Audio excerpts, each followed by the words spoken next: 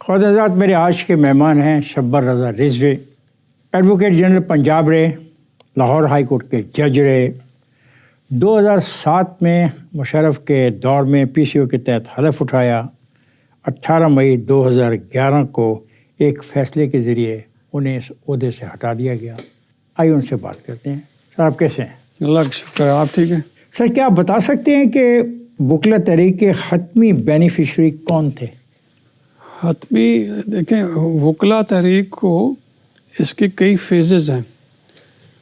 پہلا فیز جو ہے وہ شروع ہوا 9 مارچ 2007 کو۔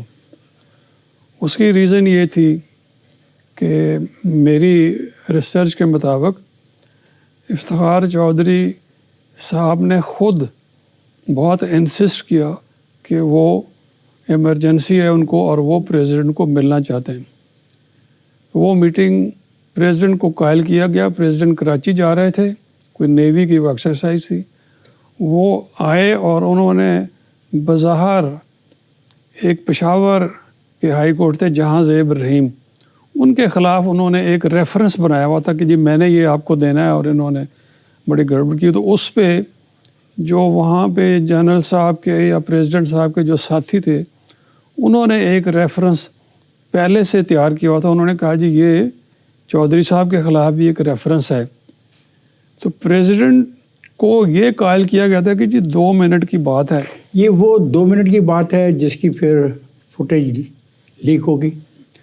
اچھا، اس کے بعد اس کے بعد کیونکہ ٹی وی اسکرینوں پہ چلی، اس میں کیونکہ ان کو یہ شو کیا گیا کہ وہ ملے پریزیڈنٹ صاحب وردی میں، حالانکہ پریزیڈنٹ تو آلریڈی وردی میں نیوی کی ایکسرسائز کے لیے کراچی جا رہا تھا۔ اس کو انہوں نے ان کے ہی ساتھیوں نے کہا جی بس آپ 2 منٹ کے لیے مل لیں۔ ریکارڈ یہ ثابت کرتا ہے کہ انہوں نے وہاں دو جرنیل تھے، جنرل ندیم ایم آئی کا ڈی جی، اور شاہ صاحب جو آئی بی کے تھے، یہاں پہلے ہوم سیکرٹری بھی رہے، ان کو اجاز شاہ، ان کو انہوں نے کہا کہ جب جنرل صاحب کراچی پہنچ جائیں تو میری ان سے ایک دفعہ فون پہ بات کروا دو۔ کس نے کہا؟ افتخار چودھری نے۔ تو وہ جو تصویر بنائی گئی وہ محمود شام صاحب کی اپسیٹ 2008 کتاب ہے، میں لایا ہوں۔ اس میں انہوں نے یہ ذکر کیا ہے کہ یہ معمہ آج تک نہیں ہوا، کیونکہ پریزیڈنٹ اکثر وردی میں ہی افتخار چودھری صاحب ریگولر وزٹر تھے۔ یہ آج تک نہیں سمجھ آئی کہ اس کی کیوں فوراً ہی وہ لیک ہو گئی اور فوراً ہی وہ میڈیا میں آ گئی جب جنرل صاحب وردی میں مل رہے تھے، اور ساتھ ہی پھر وہ کیس بھی بن گیا کہ جی وہ وردی میں ملے ان کو ڈرانے کے لیے، گھبرانے کے لیے۔ وہ تو ایک روٹین میں تھے، اپنے جا رہے تھے، ان کو روک کے کہا جن کو مل لیں۔ یہ روک کے کہا گیا، مل لیں، تصویر بن گئی، کچھ منٹوں کے بعد تصویر پاکستان کی ٹیلی ویژن اسکرین دنیا کے آ گئی، دنیا پر آ گئی۔ یہ کسی بڑی کھیل کا آغاز تھا؟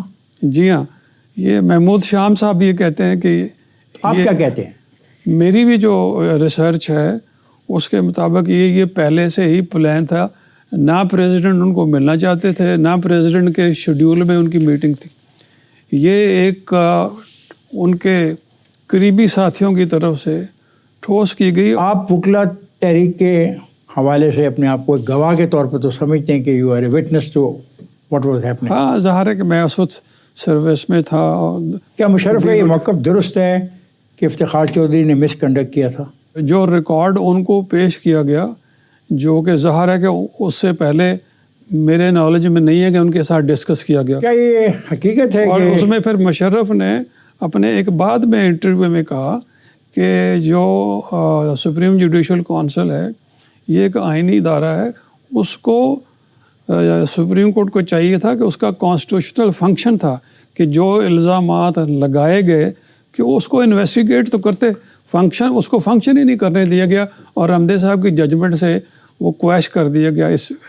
حالانکہ ان کا یہ رائٹ تھا سپریم جوڈیشل۔ اس میں وہ جاوید اقبال صاحب کو بھی کہتے ہیں کہ کیا یہ حقیقت ہے کہ جو لوگ بیٹھے تھے جیسے جاوید اقبال، عبدالحمید ڈوگو اور افتخار حسین، ان پر یہ دباؤ بھی ڈالا گیا کہ آپ سپریم جوڈیشل کونسل میں نہ بیٹھیں، اور اگر آپ بیٹھیں گے تو ہم آپ کے خلاف بھی ثبوت لے آئیں گے؟ کوئی ایسی بات ہے آپ کے لیے؟ نہیں، میرا تو یہ خیال ہے کہ جاوید اقبال صاحب نے سچویشن کو وے کیا اور پہلے انہوں نے ان کو خود ہی آفر کی کہ مجھے بنائیں. ان کا خیال تھا کہ چیف جسٹس وہ بن جائیں گے, لیکن چیف جسٹس جب ڈوگر صاحب کو بنا دیا تو انہوں نے I think side he change کر لی اور انہوں نے اس کو ان نیسیسری ڈیلے کیا. افتخار چودھری نے کہا کہ عدلیہ کی آزادی کی تحریک میں میر جعفر اور میر صادق کا کردار ادا کرنے والوں کو شامل نہ ہونے دیں گے.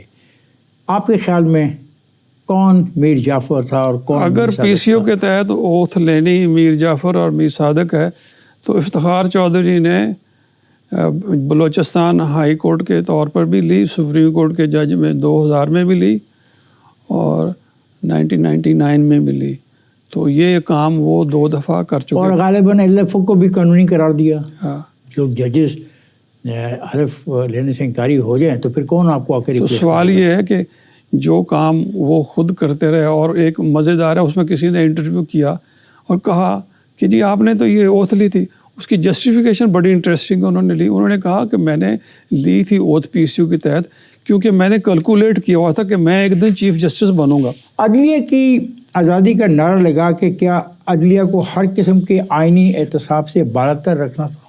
انہوں نے ایک یہ جو سسٹم وہ لے آئے اس سے وہ سلیکٹو انہوں نے ہر چیز کی ڈسٹورشن کر دی.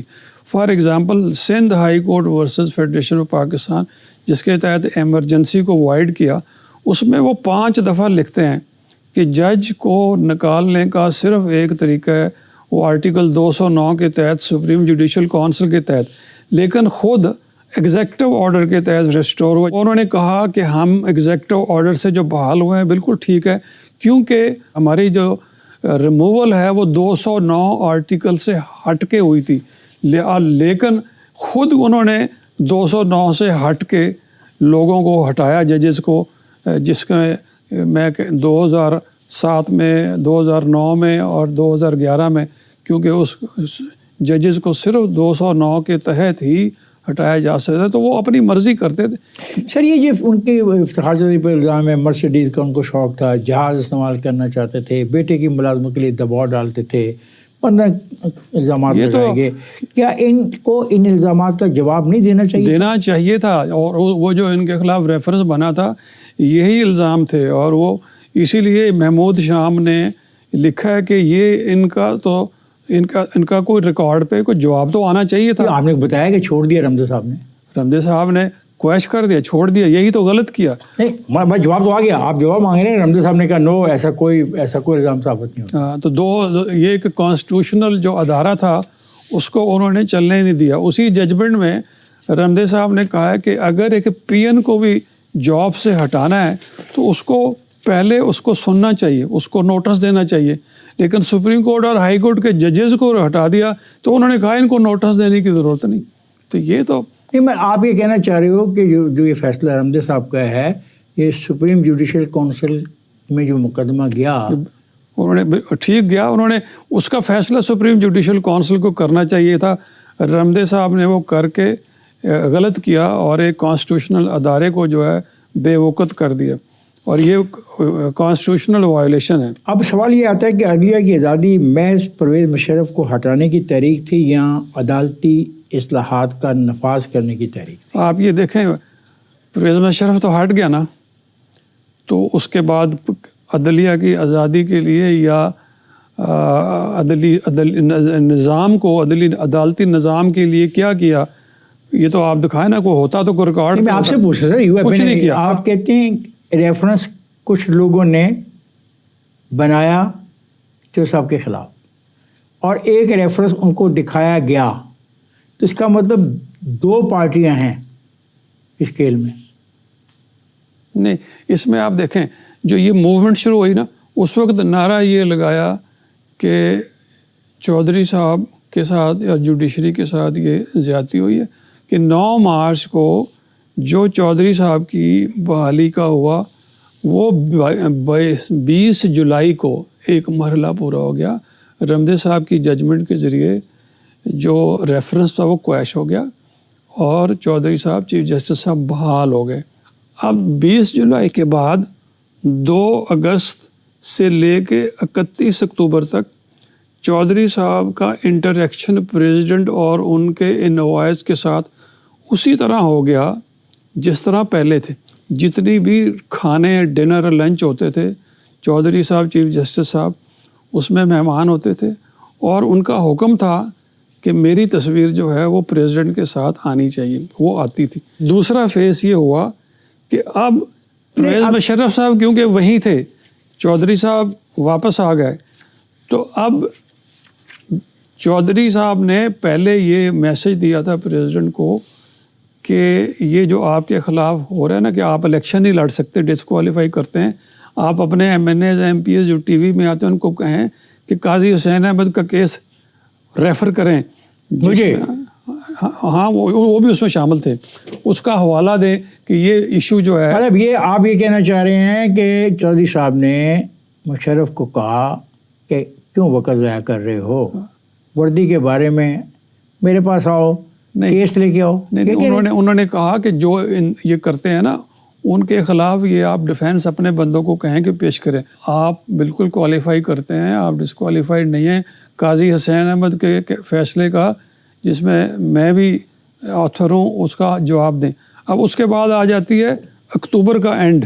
اکتوبر میں پٹیشن فائل ہو جاتی ہے وجیہ الدین صاحب کی کہ پریزیڈنٹ صاحب جو الیکشن لڑنے کو جا رہے ہیں پریزیڈنٹ کا, یہ تو کوالیفائڈ نہیں کرتے, اور اس کو انٹرٹین کر لیا جاتا ہے, اس کو ایڈمٹ کر لیا جاتا ہے. کون تھا چیف جسٹس؟ یہی تھے, اور کون تھے.